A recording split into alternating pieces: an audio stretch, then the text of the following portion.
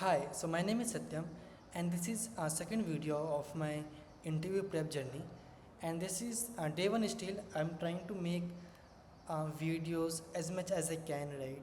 Because I really want to um, solve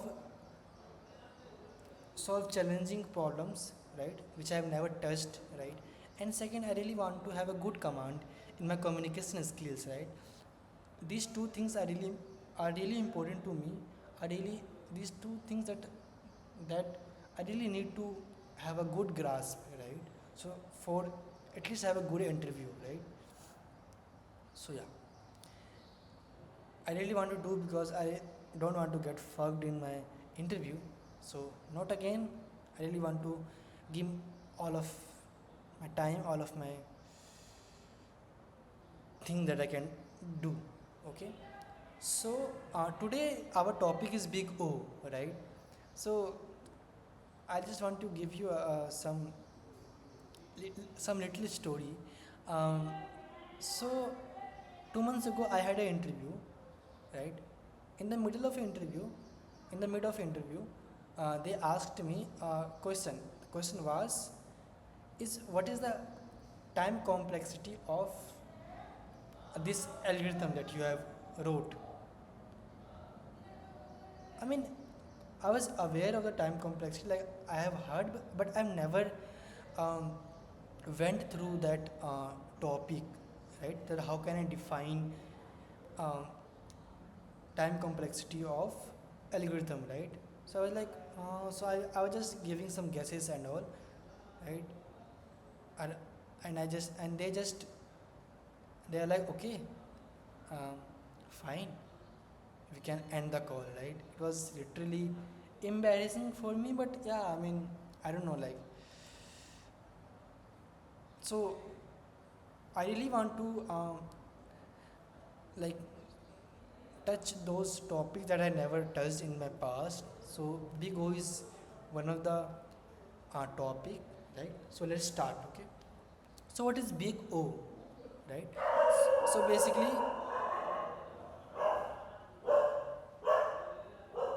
this dog, right? So what is big O? So it is a notation to describe the performance of algorithm, right? Basically, it emphasis on um, how performance scale when input grows, right? For example, a function have argument of like n number of arrays, right? when when the same function receives array with larger number, let's suppose 1000, right? So with big O notation, we can um, define the time complexity, right? Or how the performance scale when the input grows, right? And the when we define time complexity, or when we define big O, right? Or when we write big O, basically it is not like accurate, right? We write only approximation, right?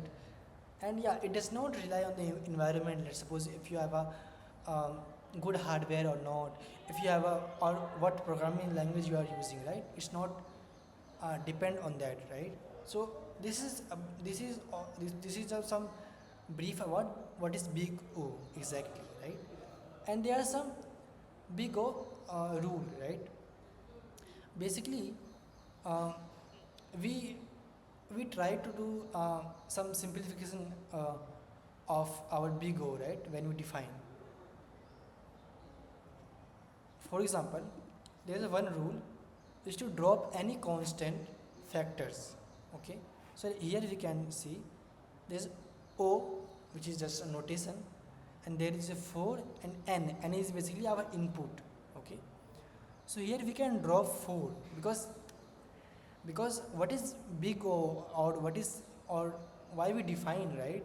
Because we check how the performance grows when input changes. Okay, so with respect to that, right, 4 is a constant, and if the input grows, right, or if the input scales, the performance will be the same.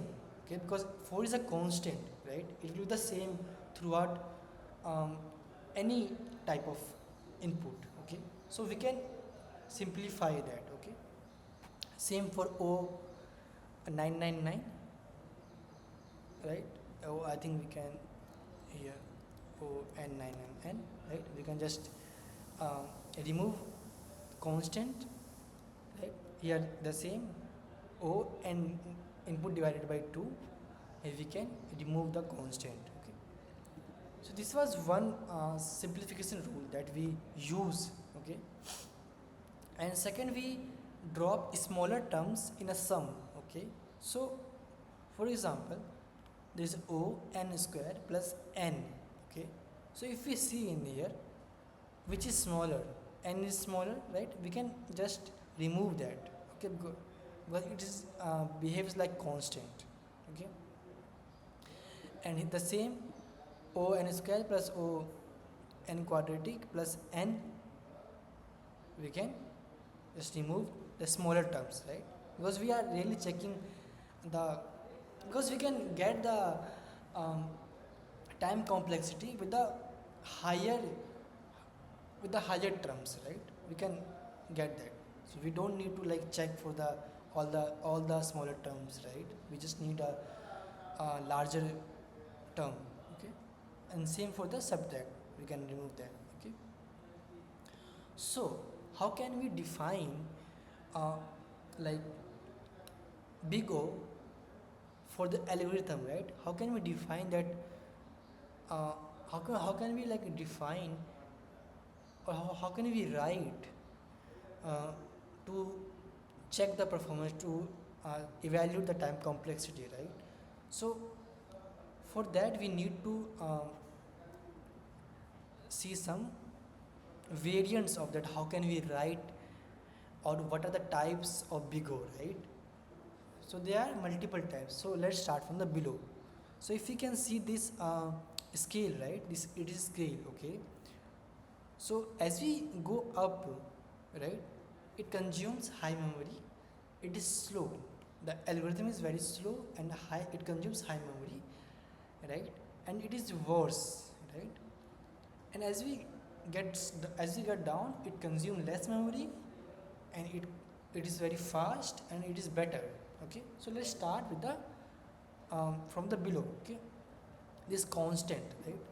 So how can we write so which means, right, any algorithm, um, the performance of any algorithm does not scale with the input size, right?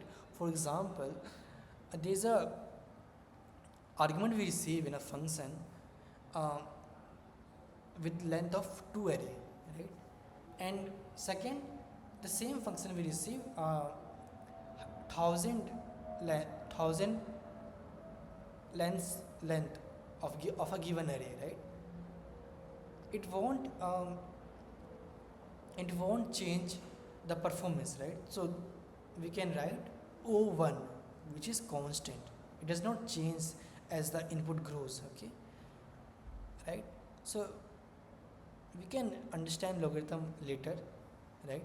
We can understand linear. What is linear, right? And if you see n is an input, right? So what is linear?